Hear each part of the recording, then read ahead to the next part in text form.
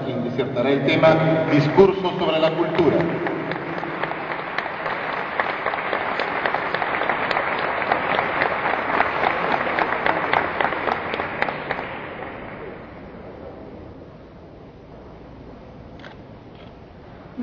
Señor presidente del Poder Judicial, doctor don Javier Villestein, señores magistrados, distinguidas autoridades, señoras, señores, permítanme ustedes, antes de leer mi disertación, felicitar al Poder Judicial por la creación de esta cátedra, iniciativa cultural a la que deseo larga vida y el mejor de los éxitos. Y agradezco profundamente el que me hayan honrado invitándome a ocuparla por primera vez.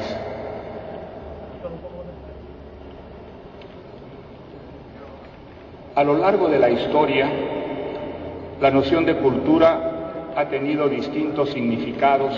y matices. Durante muchos siglos fue un concepto inseparable de la religión y del conocimiento teológico. En Grecia estuvo marcado por la filosofía y en Roma por el derecho, en tanto que en el Renacimiento lo impregnaban sobre todo la literatura y las artes. En épocas más recientes, como la Ilustración, fueron la ciencia y los grandes descubrimientos científicos los que dieron el sesgo principal a la idea de cultura. Pero a pesar de estas variantes y hasta nuestra época, cultura siempre significó una suma de factores y disciplinas que, según amplio consenso social, la constituían y ella implicaba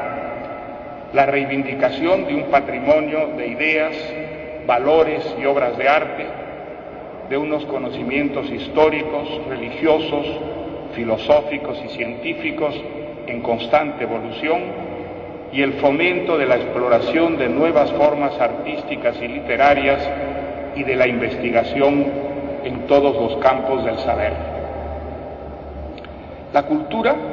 estableció siempre unos rangos sociales entre quienes la cultivaban, la enriquecían con aportes diversos,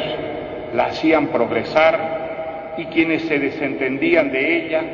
la despreciaban o ignoraban o eran excluidos de ella por razones sociales y económicas. En todas las épocas históricas, hasta la nuestra, en una sociedad había personas cultas e incultas, y entre ambos extremos, personas más o menos cultas o más o menos incultas. Y esta clasificación resultaba bastante clara para el mundo entero, porque para todos regía un mismo sistema de valores, criterios culturales y maneras de pensar, juzgar y comportarse. En nuestro tiempo, todo aquello ha cambiado. La noción de cultura se extendió tanto que, aunque nadie se atrevería a reconocerlo de manera explícita, se ha esfumado. Se volvió un fantasma inaprehensible, multitudinario y traslaticio, porque ya nadie es culto si todos creen serlo, o si el contenido de lo que llamamos cultura ha sido depravado de tal modo que todos puedan justificadamente creer que lo son. La más remota señal de este proceso de progresivo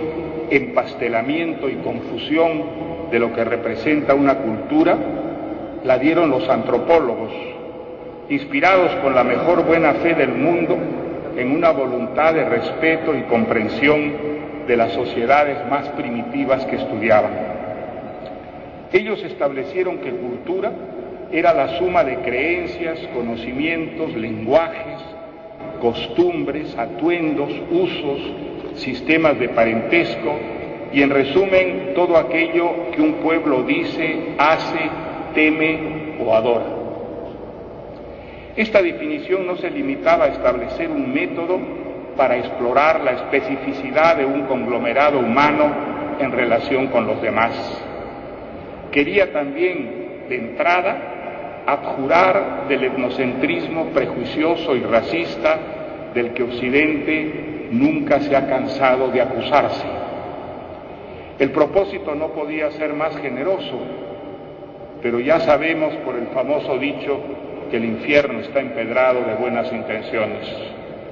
Porque una cosa es creer que todas las culturas merecen consideración, ya que sin duda en todas hay aportes positivos a la civilización humana, y otra muy distinta, creer que todas ellas, por el mero hecho de existir, se equivalen. Y es esto último lo que asombrosamente ha llegado a ocurrir en razón de un prejuicio monumental suscitado por el deseo bienhechor de abolir de una vez y para siempre todos los prejuicios en materia de cultura. La corrección política ha terminado por convencernos de que es arrogante, dogmático, colonialista y hasta racista hablar de culturas superiores e inferiores y hasta de culturas modernas y primitivas. Según esta arcangélica concepción, todas las culturas a su modo y en su circunstancia son iguales, expresiones equivalentes de la maravillosa diversidad humana. Si etnólogos y antropólogos establecieron esta igualación horizontal de las culturas, diluyendo hasta la invisibilidad la acepción clásica del vocablo, los sociólogos, por su parte, o mejor dicho, los sociólogos empeñados en hacer crítica literaria, han llevado a cabo una revolución semántica parecida, incorporando a la idea de cultura como parte integral de ella a la incultura,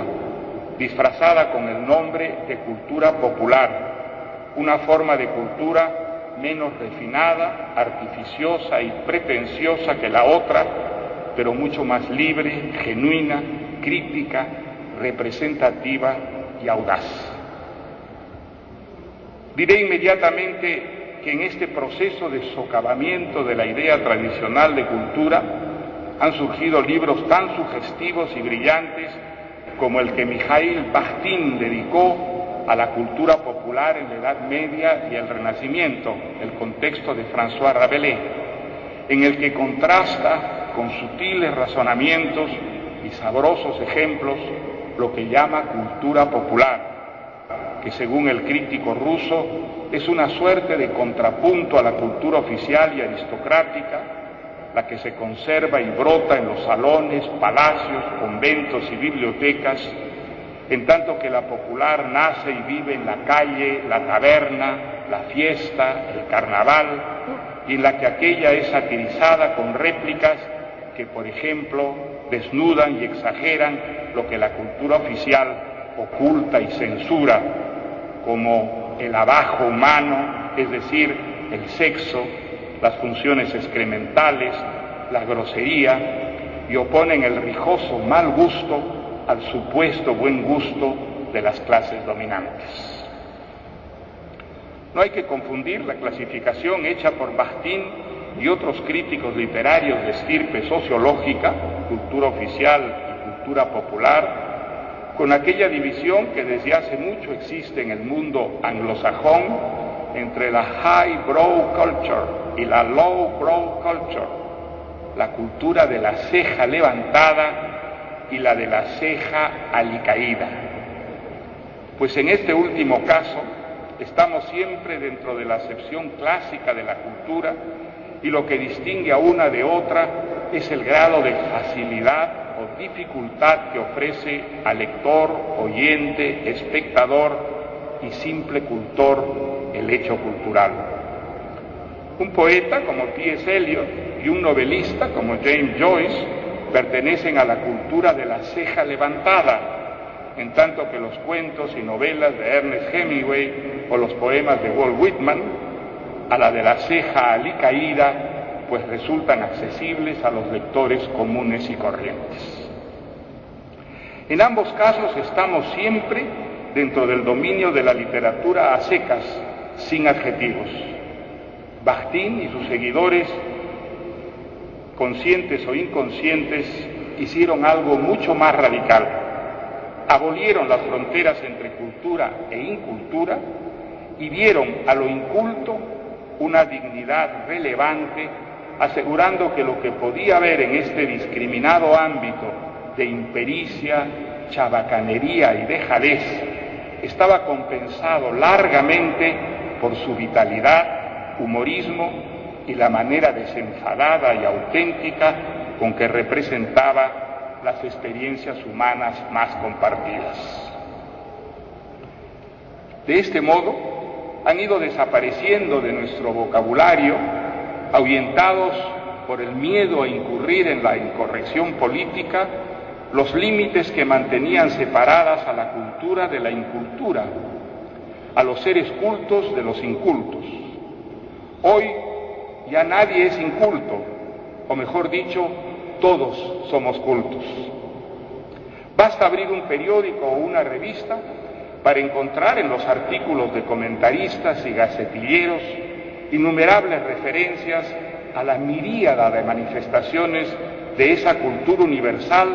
de la que somos todos poseedores, como por ejemplo la cultura de la pedofilia, la cultura de la marihuana, la cultura punky, la cultura de la estética nazi y cosas por el estilo. Ahora, todos somos cultos de alguna manera, aunque no hayamos leído nunca un libro, ni visitado una exposición de pintura, escuchado un concierto, ni aprendido algunas nociones básicas de los conocimientos humanísticos, científicos y tecnológicos del mundo en que vivimos. Queríamos acabar con las élites que nos repugnaban moralmente por el retintín privilegiado, despectivo y discriminatorio con que su solo nombre resonaba ante nuestros ideales igualitaristas, y a lo largo del tiempo, desde distintas trincheras, fuimos impugnando y deshaciendo a ese cuerpo exclusivo de pedantes que se creían superiores y se jactaban de monopolizar el saber, los valores morales, la elegancia espiritual y el buen gusto. Pero lo que hemos conseguido es una victoria pírrica, un remedio que resultó peor que la enfermedad: vivir en la confusión de un mundo en el que paradójicamente, como ya no hay manera de saber qué cosa es cultura, todo lo es y ya nada lo es. Sin embargo, se me objetará, nunca en la historia ha habido un cúmulo tan grande de descubrimientos científicos, realizaciones tecnológicas, ni se han editado tantos libros, abierto tantos museos, ni pagado precios tan vertiginosos por las obras de artistas antiguos y modernos. ¿Cómo se puede hablar de un mundo sin cultura en una época en que las naves espaciales construidas por el hombre han llegado a las estrellas y el porcentaje de analfabetos es el más bajo de todo el acontecer humano? Sí, todo este progreso es cierto, pero no es obra de mujeres y hombres cultos, sino de especialistas. Y entre la cultura y la especialización hay tanta distancia como entre el hombre de Cro-Magnon y los sibaritas neurasténicos de Marcel Proust. De otro lado, aunque haya hoy muchos más alfabetizados que en el pasado, este es un asunto cuantitativo y la cultura no tiene mucho que ver con la cantidad, solo con la cualidad. Es decir, hablamos de cosas distintas. A la extraordinaria especialización a que han llegado las ciencias se debe sin la menor duda que hayamos conseguido reunir en el mundo de hoy un arsenal de armas de destrucción masiva con el que podríamos desaparecer varias veces el planeta en que vivimos y contaminar de muerte los espacios adyacentes. Se trata de una hazaña científica y tecnológica sin lugar a dudas, y al mismo tiempo una manifestación flagrante de barbarie, es decir, un hecho eminentemente anticultural si la cultura es, como decía Eliot, todo aquello que hace de la vida algo digno de ser vivido. La cultura es, o era, cuando existía, un denominador común, algo que mantenía viva la comunicación entre gentes muy diversas, a las que el avance de los conocimientos obligaba a especializarse, es decir, a irse distanciando e incomunicando entre sí. Era asimismo una brújula,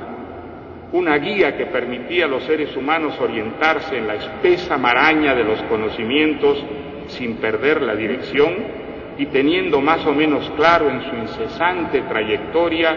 las prelaciones, lo que es importante de lo que no lo es, el camino principal y las desviaciones inútiles. Nadie puede saber todo de todo, ni antes ni ahora fue posible, pero al hombre culto la cultura le servía por lo menos para establecer jerarquías y preferencias en el campo del saber y los valores estéticos.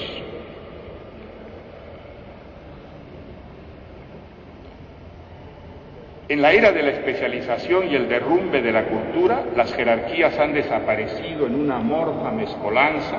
en la que, según el embrollo que iguala las innumerables formas de vida bautizadas como culturas,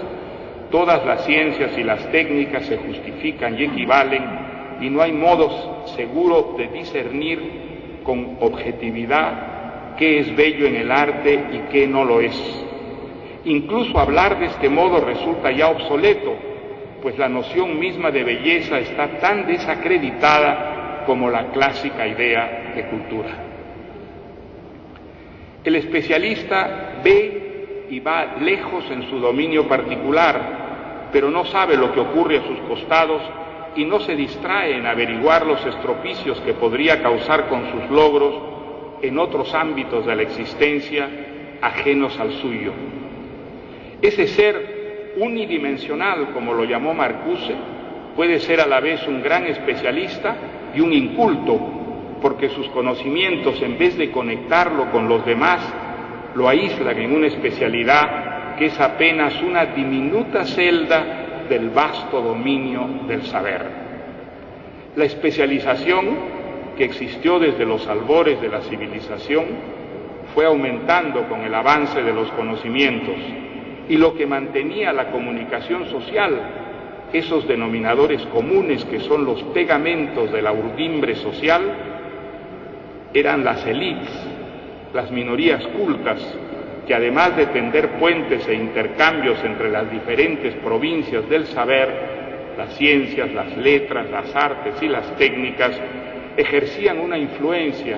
religiosa o laica, pero siempre cargada de contenido moral, de manera que aquel proceso intelectual y artístico no se apartara demasiado de una cierta finalidad humana, es decir, que a la vez que garantizara mejores oportunidades y condiciones materiales de vida, significara un enriquecimiento moral para la sociedad con la disminución de la violencia, de la injusticia, la explotación, el hambre, la enfermedad y la ignorancia. En su célebre ensayo, Notas para la definición de la cultura, T.S. Eliot sostuvo que no debe identificarse a esta con el conocimiento. Parecía estar hablando para nuestra época más que para la suya, porque hace medio siglo el problema no tenía la gravedad que ahora, porque cultura es algo que antecede y sostiene al conocimiento, una actitud espiritual y una cierta sensibilidad que lo orienta y le imprime una funcionalidad precisa, algo así como un designio moral. Como creyente, Eliot encontraba en los valores de la religión cristiana aquel asidero del saber y la conducta humana que llamaba la cultura. Pero no creo que la fe religiosa sea el único sustento posible para que el conocimiento no se vuelva errático y autodestructivo como el que multiplica los polvorines atómicos o contamina de venenos el aire, el suelo y las aguas que nos permiten vivir. Una moral y una filosofía laicas cumplieron desde los siglos XVIII y XIX esa función para un amplio sector del mundo occidental. Aunque es cierto que para un número tanto más grande de seres humanos resulta evidente que la trascendencia es una necesidad o urgencia vital de la que no pueden desprenderse sin caer en la anomia o la desesperación. Jerarquías en el amplio espectro de los saberes que forman el conocimiento, una moral todo lo comprensiva que requiere la libertad y que permite expresarse a la gran diversidad de lo humano, pero firme en su rechazo de todo lo que envilece y degrada la noción básica de humanidad y amenaza la supervivencia de la especie, una élite conformada no por la razón de nacimiento ni el poder económico o político, sino por el esfuerzo, el talento y la obra realizada, y con autoridad moral para establecer,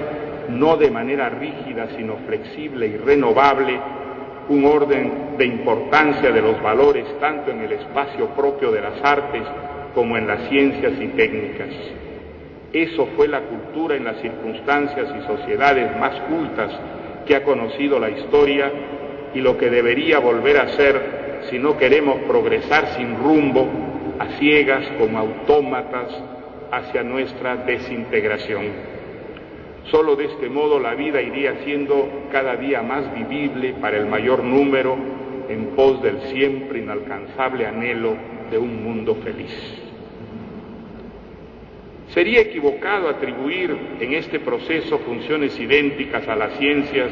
y a las letras y a las artes. Precisamente por haber olvidado distinguirlas, ha surgido la confusión que prevalece en nuestro tiempo en el campo de la cultura. Las ciencias progresan como las técnicas, aniquilando lo viejo, anticuado y obsoleto. Para ellas el pasado es un cementerio,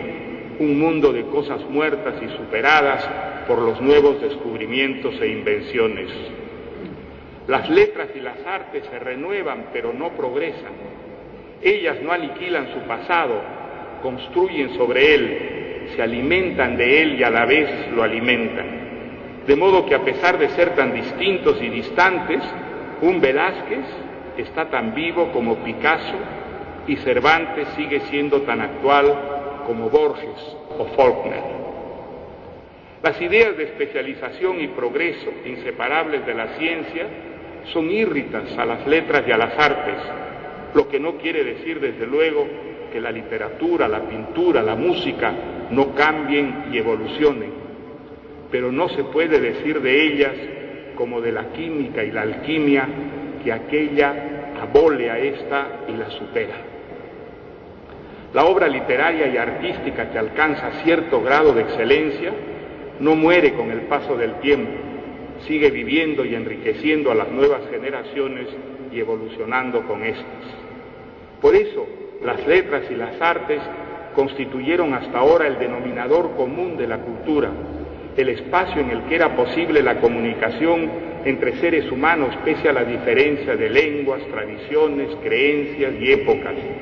pues quienes se emocionan con Shakespeare, se ríen con Molière y se deslumbran con Rembrandt y Mozart, se acercan a y dialogan con quienes en el tiempo que aquellos escribieron, pintaron o compusieron,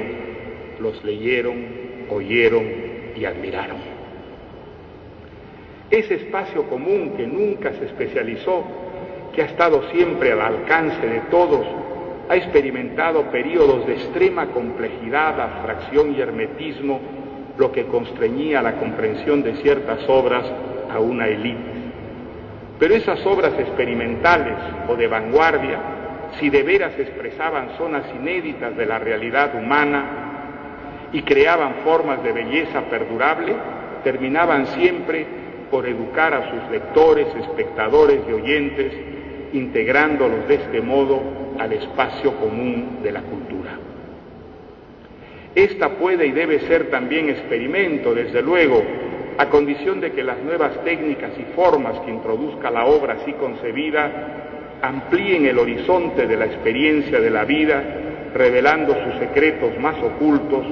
o exponiéndolos a valores estéticos inéditos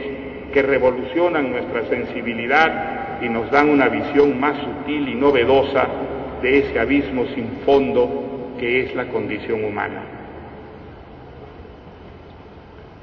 Hace ya de esto algunos años, vi en París, en la televisión francesa, un documental que se me quedó grabado en la memoria y cuyas imágenes, de tanto en tanto, los sucesos cotidianos actualizan con restallante vigencia, sobre todo cuando se trata del problema mayor de nuestro tiempo, la educación. El documental describía la problemática de un liceo en las afueras de París, uno de esos barrios donde familias francesas empobrecidas se codean con inmigrantes de origen subsahariano, latinoamericano y árabes del Magreb. Este colegio secundario público, cuyos alumnos de ambos sexos constituían un arcoíris de razas, lenguas, costumbres y religiones, había sido escenario de violencias, golpizas a profesores, violaciones en los baños o corredores, enfrentamientos entre pandillas a navajazos y palazos, y si mal no recuerdo, hasta tiroteos. No sé si de todo ello había resultado algún muerto, pero sí muchos heridos, y en los registros al local la policía había incautado armas, drogas y alcohol. El documental no quería ser alarmista, sino tranquilizador, mostrar que lo peor había ya pasado y que con la buena voluntad de autoridades, profesores, padres de familia y alumnos, las aguas se estaban sosegando. Por ejemplo, con inocultable satisfacción, el director señalaba que gracias al detector de metales recién instalado, por el cual debían pasar ahora los estudiantes al ingresar al colegio, se decomisaban las manoplas, cuchillos y otras armas punzocortantes. Así, los hechos de sangre se habían reducido de manera drástica. Se habían dictado disposiciones de que ni profesores ni alumnos circularan nunca solos, ni siquiera para ir a los baños, siempre al menos en grupos de a dos. De este modo se evitaban asaltos y emboscadas. Y ahora el colegio tenía 2 psicólogos permanentes para dar consejo a los alumnos y alumnas, casi siempre huérfanos, semihuérfanos y de familias fracturadas por la desocupación, la promiscuidad, la delincuencia y la violencia de género, inadaptables o pendencieros recalcitrantes.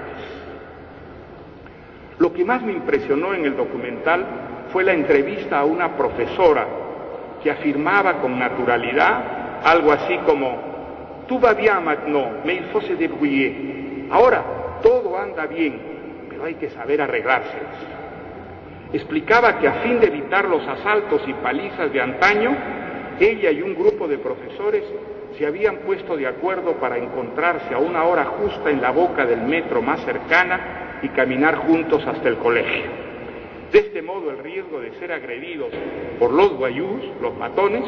se enanizaba. Aquella profesora y sus colegas, que iban diariamente a su trabajo, como quien va al infierno, se habían resignado, aprendido a sobrevivir y no parecían imaginar siquiera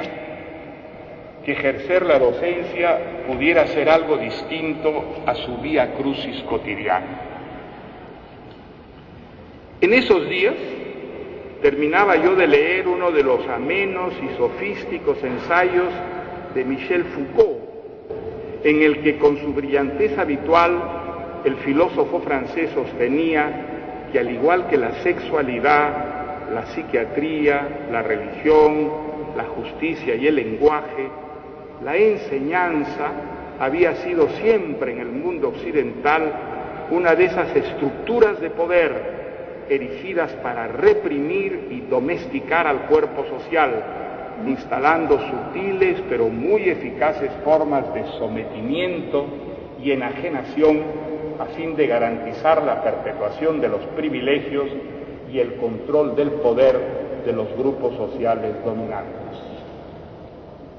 Bueno, pues, por lo menos en el campo de la enseñanza, a partir de 1968,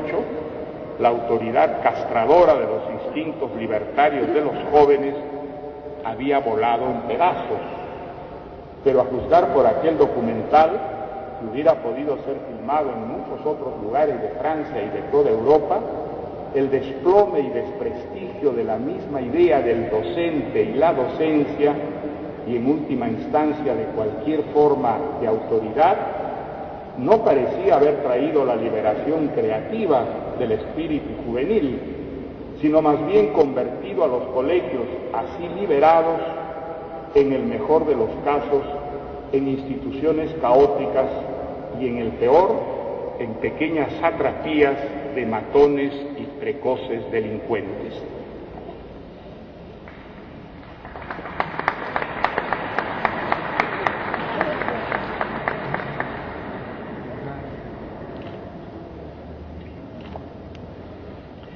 Es evidente que mayo de 1968 no acabó con la autoridad, que ya venía sufriendo hacía tiempo un proceso de debilitamiento generalizado en todos los órdenes, desde el político hasta el cultural, sobre todo en el campo de la educación. Pero la revolución de los niños bien, la flor innata de las clases burguesas y privilegiadas de Francia, quienes fueron los protagonistas de aquel divertido carnaval que proclamó como eslogan del movimiento "Prohibido prohibir", extendió al concepto de autoridad su partida de defunción y dio legitimidad y glamour a la idea de que toda autoridad es sospechosa, perniciosa, deleznable, y que el ideal libertario más noble es desconocerla, negarla y destruirla. El poder no se vio afectado en lo más mínimo con este desplante simbólico de los jóvenes rebeldes que, sin saberlo la inmensa mayoría de ellos, llevaron a las barricadas los ideales iconoclastas de pensadores como Michel Foucault. Baste recordar que en las primeras elecciones celebradas en Francia después de mayo del 68, la derecha golista obtuvo una rotunda victoria. Pero la autoridad, en el sentido romano de autoritas, no de poder, sino, como define el diccionario de la Real Academia, de prestigio y crédito, que reconoce a una persona o institución por su legitimidad o por su calidad y competencia en alguna materia, no volvió a levantar cabeza. Desde entonces, tanto en Europa como en buena parte del resto del mundo, son prácticamente inexistentes las figuras políticas y culturales que ejercen aquel magisterio moral e intelectual al mismo tiempo de la autoridad clásica y que encarnaban a nivel popular los maestros, palabra que entonces sonaba también porque se asociaba al saber y al idealismo. En ningún campo ha sido esto tan catastrófico para la cultura como en el de la educación. El maestro, despojado de credibilidad y autoridad, convertido en muchos casos desde la perspectiva progresista en representante del poder represivo,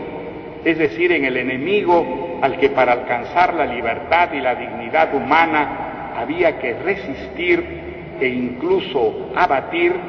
no solo perdió la confianza y el respeto, sin los cuales era prácticamente imposible que cumpliera eficazmente su función de educador, de transmisor tanto de valores como de conocimientos ante sus alumnos, sino de los propios padres de familia y de filósofos revolucionarios que, a la manera del autor de Vigilar y Castigar, personificaron en él uno de esos siniestros instrumentos de los que, al igual que los guardianes de las cárceles y los psiquiatras de los manicomios, se vale el establecimiento para embridar el espíritu crítico y la sana rebeldía de niños y adolescentes. Muchos maestros de muy buena fe se creyeron esta degradante satanización de sí mismos y contribuyeron, echando baldazos de aceite a la hoguera, a agravar el estropicio, haciendo suyas algunas de las más disparatadas secuelas de la ideología de mayo del 68 en lo relativo a la educación, como considerar aberrante desaprobar a los malos alumnos, hacerlos repetir el curso e incluso poner calificaciones y establecer un orden de prelación en el rendimiento académico de los estudiantes, pues haciendo semejantes distingos se propagaría la nefasta noción de jerarquías, el egoísmo, el individualismo, la negación de la igualdad y el racismo. Es verdad que estos extremos no han llegado a afectar a todos los sectores de la vida escolar, pero una de las perversas consecuencias del triunfo de las ideas, de las diatribas y fantasías de mayo del 68, ha sido que a raíz de ello se ha acentuado brutalmente la división de clases a partir de las aulas escolares. La enseñanza pública fue uno de los grandes logros de la Francia republicana, democrática y laica. En sus escuelas y colegios de muy alto nivel, las oleadas de alumnos gozaban de una igualdad de oportunidades que corregía en cada nueva generación las asimetrías y privilegios de familia y clase, abriendo a los niños y jóvenes de los sectores más desfavorecidos el camino del progreso, del éxito profesional y del poder político. El empobrecimiento y desorden que ha padecido la enseñanza pública, tanto en Francia como en el resto del mundo,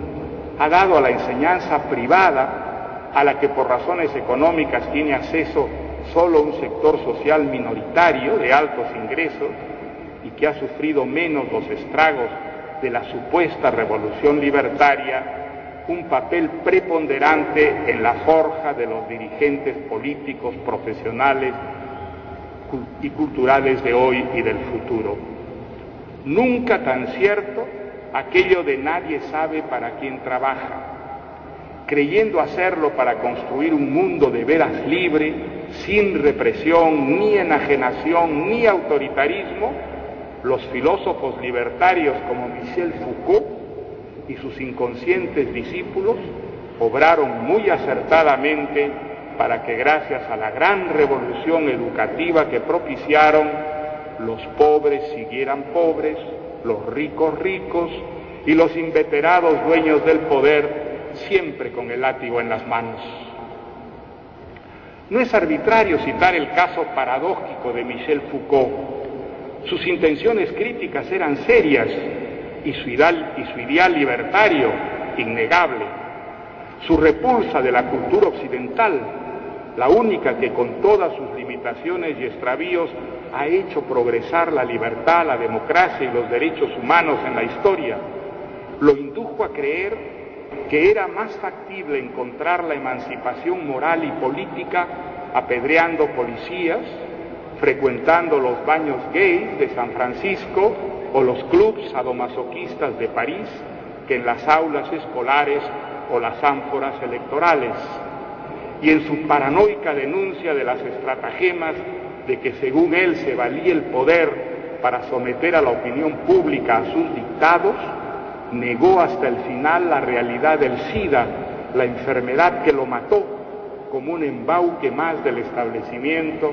y sus agentes científicos para aterrar a los ciudadanos imponiéndoles la represión sexual. Su caso es paradigmático. El más inteligente pensador de su generación tuvo siempre, junto a la seriedad con que emprendió sus investigaciones en distintos campos del saber, la historia, la psiquiatría, el arte, la sociología, el erotismo y, claro está, la filosofía, una vocación iconoclasta y provocadora. En su primer ensayo había pretendido demostrar que el hombre no existe, que a rato se volvía mero desplante intelectual, gesto desprovisto de seriedad. También en esto Foucault no estuvo solo, hizo suyo un mandato generacional que marcaría a fuego la cultura de su tiempo, una propensión hacia el sofisma y el artificio intelectual. Es otra de las razones de la pérdida de autoridad de los pensadores de nuestro tiempo. No eran serios, Jugaban con las ideas y las teorías como los malabaristas de los circos,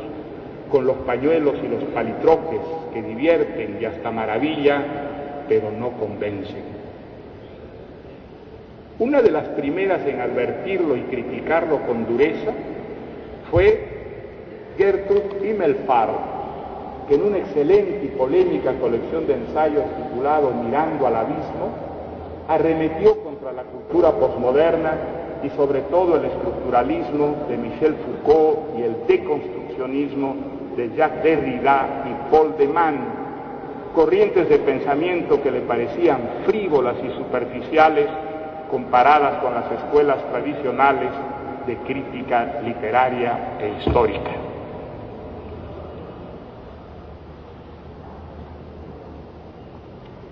Su libro es también un homenaje a Lionel Trilling, el autor de La imaginación liberal,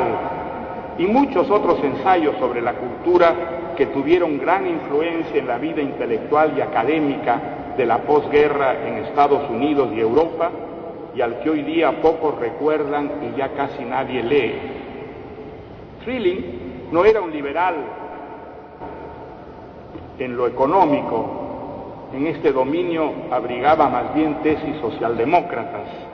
pero sí en lo político, por su defensa pertinaz de la virtud para él suprema de la tolerancia, de la ley como instrumento de la justicia y sobre todo en lo cultural, con su fe en las ideas como motor del progreso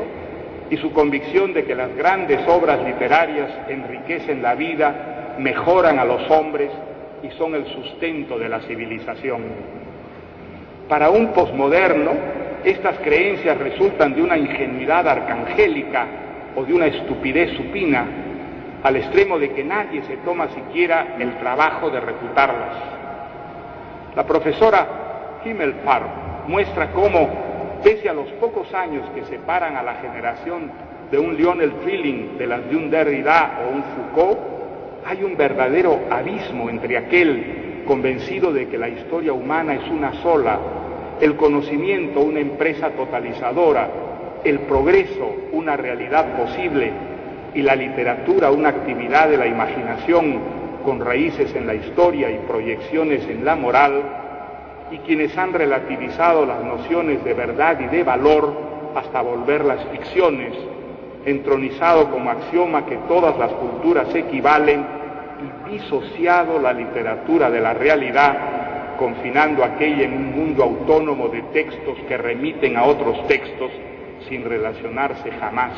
con la experiencia vivida. Aunque no comparto del todo la devaluación que Gertrude Himmelfarb hace de Foucault, a quien con todos los sofismas y exageraciones que puedan reprochársele, por ejemplo en sus teorías sobre las estructuras de poder implícitas en todo lenguaje,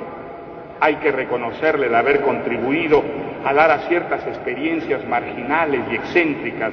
de la sexualidad, de la represión social, de la locura, un derecho de ciudad en el dominio de un derecho de ciudad en la vida cultural. Sus críticas a los estragos que la deconstrucción ha causado en las humanidades me parecen irrefutables. A los deconstruccionistas debemos, por ejemplo, que en nuestros días ya sea poco menos que inconcebible hablar de humanidades, para ellos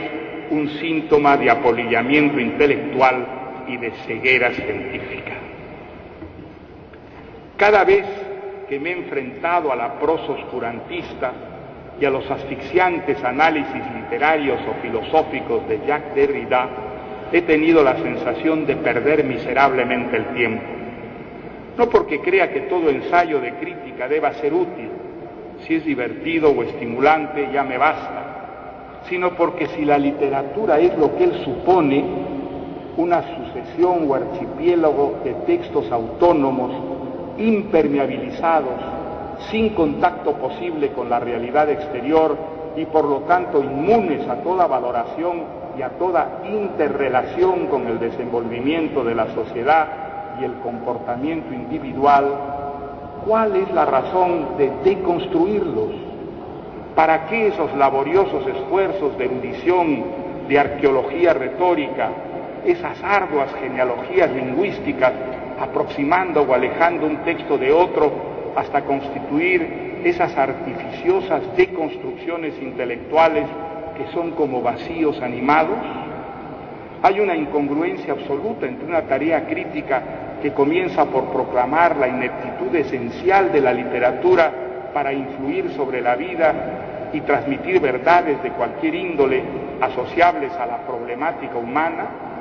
que luego se vuelca tan afanosamente a desmenuzar y a menudo con alardes intelectuales de inaguantable pretensión, esos monumentos de palabras inútiles. Cuando los teólogos medievales discutían sobre el sexo de los ángeles, no perdían el tiempo. Por trivial que pareciera, esa cuestión se vinculaba para ellos con asuntos tan graves como la salvación o la condena eternas. Pero desmontar unos objetos verbales cuyo ensamblaje se considera, en el mejor de los casos, una intensa nadería formal, una gratuidad verbosa y narcisista, que nada enseña sobre nada que no sea ella misma y que carece de moral, es hacer de la crítica literaria una monótona masturbación. No es de extrañar que luego de la influencia que ha ejercido la deconstrucción en tantas universidades occidentales, y de manera especial en los Estados Unidos, los departamentos de literatura se vayan quedando vacíos de alumnos y que se filtren en ellos tantos embaucadores y que haya cada vez menos lectores no especializados para los libros de crítica literaria, a los que hay que buscar con lupa en las librerías y donde no es raro encontrarlos en rincones legañosos, entre manuales de judo y karate u horóscopos chinos. Para la generación de Lionel Trilling, en cambio, la crítica literaria tenía que ver con las cuestiones centrales del quehacer humano,